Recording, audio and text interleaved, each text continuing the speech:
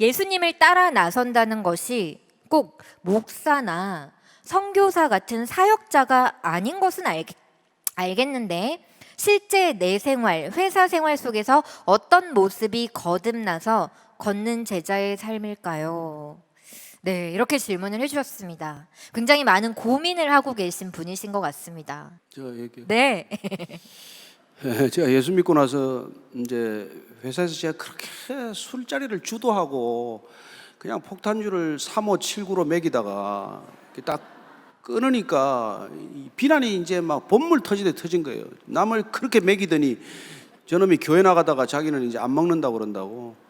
그래서 제가 부장 시절인데 참 제 위에 국장님이 제 머리 위에다가 술을 붓고 말이죠. 제 부하 직원이 17명인데 그 앞에서 술을 뒤집어 쓰고 뭐 이제 난리가 났어요. 제가 화를 냈겠습니까? 제가 흘러내린 술을 닦으면서 아, 예수 믿고 이런 처음 고난을 겪는데 기쁘더라고요. 나도 고난을 겪는구나. 그러는 그날 그 다음 날 아침에 제가 읽던 책 2권을 그 국장님 책상에다 몰래 놓고 왔어요. 그게 그때 제가 헨리 나우엔의 조금 책을 많이 읽을 때인데 헨리 나우엔의 아담이라는 책하고 상처 입은 치유장가는 책을 2권 넣었는데 그러면서 제가 매일 그분을 위해서 기도했습니다. 제가 6개월 기도했는데 어떤 일이 일어났는지 아십니까? 제가 간정 집회하는데 앞에 앉아 있더라고. 그분이 지금 큰 교회 장로님 되셨어요. 네. 저는 여러분 목사는 그 사람 만나지도 못하고 전도 못해요. 목사는 그냥 자기 성도가 다른 교회 안 가면 좋게 그냥. 그게 아니라 저는 여러분들이 거듭난다는 게 무슨 목사 되고 이 되는 거는 상관이 없어요. 오히려 저는 삶의 자리가 바뀌는 걸 보는 거죠. 왜냐하면 여러분이 바뀌었기 때문에 삶이 바뀌는 거고 여러분 환경이 바뀌는 거고 이웃이 바뀌는 거죠. 그래서 정말 한 사람이 돌아오면 천국에서는 파티가 일어나는 거예요. 그 한 사람 때문에 무슨 변화가 일어나는지 하나님 다 아시니까 잔잔한 파문 같지만은 호수 끝까지 파문은 갈 거예요. 한 사람이 돌아오면 정말 어떤 변화가 일어나는지 하나님 다 아십니다.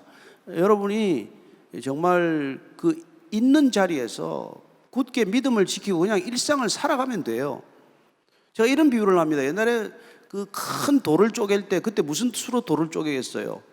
조그만 구멍을 막 내가지고 줄렬로 해가지고 쐐기를 박아요. 참나무 쐐기를 박습니다.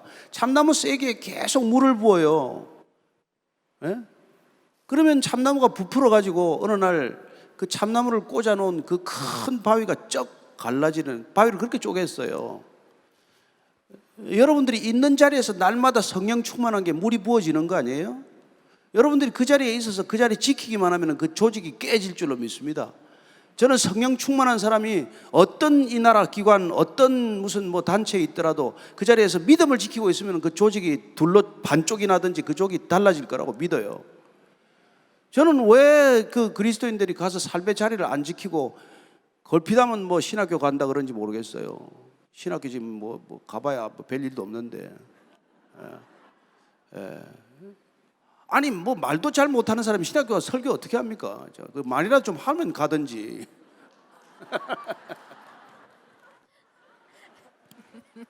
죄송합니다. 그래도 갈 수 있는 분들 가세요. 저도 다니고 있어요.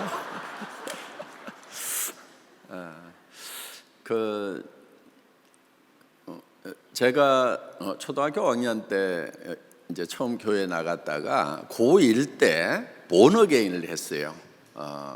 회심을 하고 예수님을 구주로 영접하고 구원의 확신을 얻은 거예요.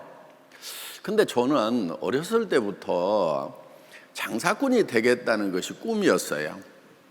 그래서 미래 꿈을 쓰라고 하면은 장사꾼 이렇게 쓰면은 아니 장군이나 대통령 되겠다고 써야지. 그래갖고 선생님들이 뒤통수 한 대 때리면서 장난하냐 막 이랬거든요.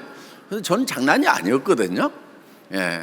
그런데 고1 때 이렇게 구원의 확신을 딱 얻고 나니까 아, 나는 이제 장사꾼을 못하고 목회자가 돼야 되겠구나.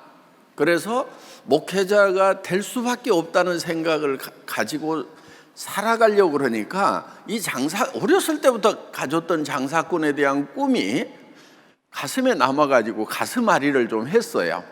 그런데 그래도 내가 이제 하나님의 종이 될 수밖에 없다, 그 생각을 가지고 이렇게 살아가다가 대학교 1학년 때 이제 수련회를 갔어요. 그랬더니 거기 강사 선생님이 이런 얘기를 하더라고요. 교회라고 하는 것은 예수 그리스도가 머리다. 그리고 교회는 우리 성도들은 예수님의 몸이다. 그런데 이 몸이 각 지체가 있고 그 지체마다 달란트가 다르다. 눈은 보는 달란트가 있고, 손은 뭔가를 집을 수 있는 달란트가 있고, 또 귀는 들을 수 있는 달란트가 있고, 그런데 이 몸이 각각 다른 달란트를 가지고 합력하여 선을 이루는 거다. 그러니까 다 입만 되려고 하지 말아라. 이 얘기를 딱 듣는 순간 저한테 두 번째 복음이었어요. 왜냐하면은 장사꾼이 되는 것을 버렸는데 너무 한쪽에 막 가슴앓이를 했거든요. 근데 내가 장사꾼이 되면서도 하나님의 일을 할 수 있구나. 그래서 대학생 1학년 때 그 이후로 나는 사업가가 돼서 이 복음 전하는 일을 돕겠다 하는 일을 지금까지 그 길만 이렇게 달려온 것 같아요. 그렇기 때문에 여러분들이 이 각 지체가 하는 일 여러 가지가 다 다르거든요. 그런데 중요한 것은 중요한 지체가 되려고 노력하는 경우들이 많은데 그거보다는 적은 일에 충성하라 이렇게 돼 있거든요. 그러니까 당장의 현장에 있는 내가 해야 될 일 거기에 열심으로 하는 거, 이 적은 일에 충성하는 것이 매우 중요하다 하는 것입니다. 그래서 제가 이렇게 지나놓고 보면은 학생 시절에도 이렇게 교회 뭐 이런 데서 화장실 청소하고 하는 건 제가 아주 제일 많이 도맡아서 했던 것 같아요. 그리고 또 이런 수련회 같은 데 있으면은 그 식기 닦고 하는 일들, 뭐 그런 일들. 그래서 학생 때 그 어머니 집사님들이 저를 되게 이뻐했어요. 와서 막 식기 닦아주고 도와주고 그러니까 그렇게 작은 일에 충성하는 것이 필요하지, 거창한 일을 하려고 막 이렇게 나서는 사람치고 나중에 보니까 제대로 일을 하는 사람들을 못 봤어요. 그래서 여러분들이 현재 당장에 주어진 그런 아주 작은 일, 현재 당장에 해야 될 일, 이런 일들, 그러니까 센터에서 예를 들면은 남들이 안 하는 귀찮은 일을 좀 하세요. 그래서 그 작은 일을 충성스럽게 할 때 이 주변에서 소망에 관한 이유를 물어오면은 그때 복음 전할 수 있는 기회가 주어진다 하는 것입니다. 그래서 각 지체가 다 달란트가 다르다, 이 몸의 원리를 가지고 우리가 이 문제에 대한 답이라고 생각하면 어떨까 싶습니다.